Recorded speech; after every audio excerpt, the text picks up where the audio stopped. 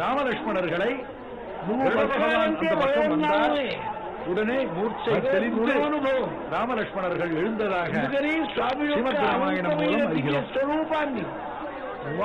ராமபிரானை நோக்கி காயம் சரீரம் நல்ல பல வார்த்தைகளை அந்த சமயத்திலே ராமாயணத்தில் எல்லாம் ஐயோ மனசு நிலவற்றలేదండి తపస్సు నా కుదరదు. గరుడనుடைய பெருமை ఎందుకు యోగేశ్వర సంహితயில் గురుమూర్తి విరివాக கூறப்பட்டிருக்கிறது. శ్రీవల్లభుల అవతారంలో ఒక చాకరి రోజు గరుడனை వాకిట్లో చిమ్మి என்று சொல்வது వైణவர்களுடைய స్వామికి అనుగ్రహం కలిగింది ఎన్నం మాత్రం. అదే చూడండి, మీకు రోజు వెళ్ళి ఒకరికి నమస్కారం చేయండి, వాడు భయపడతాడు. ఏదో అప్పు హెల్ప్ కోసము రాజకీయ పలుకుబడికో నా చుట్టూ తిరుగుతున్నాడా బాబు, వెళ్ళిపోయినవన్ యారో ఒక్క నమస్కారం చేస్తే శ్రీ దత్తனை ఏన స్వయం ఆత్మ நீ என்ன செய்கிறாய்? అటువంటి వాడు తెలిస్తే చాలు భక్తితో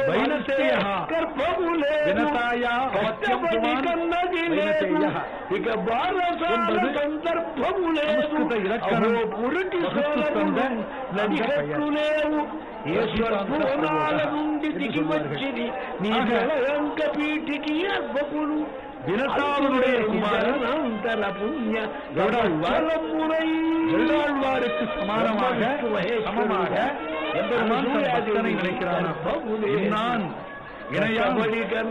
இப்படிப்பட்டவன் தகுதிதான் படைத்தவன் என்றெல்லாம் கணிசியாமல் இதையெல்லாம் எண்ணி பார்க்காமல் சமானமாக பார்க்கிறான் என்று சொன்னார். எம்பெருமானுடைய விசாலமான அந்த எண்ணத்தை நாம் புரிந்து கொள்கிறார்.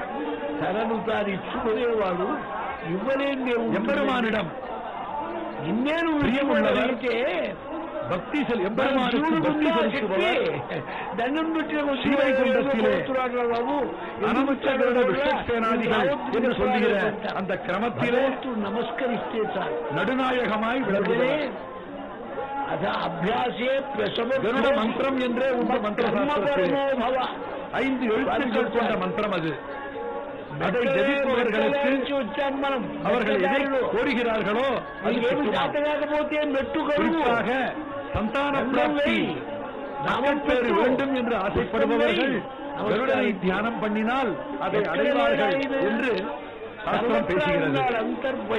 எத்தனையோ கோயில்களில் மக்கள் வாய்க்க பெறாதவர்கள் கருடனுக்கு திருமஞ்சனம் செய்வித்து வஸ்திரம் சமர்ப்பித்து வெண்பொங்கலை நைவேத்தியமாக படைப்பது நம் தமிழ்நாட்டிலே நாம் எத்தனையோ கோயில்களில் பார்த்திருக்கிறோம். கருட பகவானுக்கு அப்படிப்பட்ட ஒரு சிறப்பு இருக்கிறது. ఆయన లేవు లేదు. గరుడ వాహనத்திலே జగత్ இதற்கு ஒரு చూస్తున్నానన్నా பிரம்மோத்சவ காலங்களிலே எத்தனையோ வாகனங்களில் எம்பெருமான் நீக்கு கருட சேவைக்கு முக்கியத்துவம் எதனால் ஏற்பட்டது?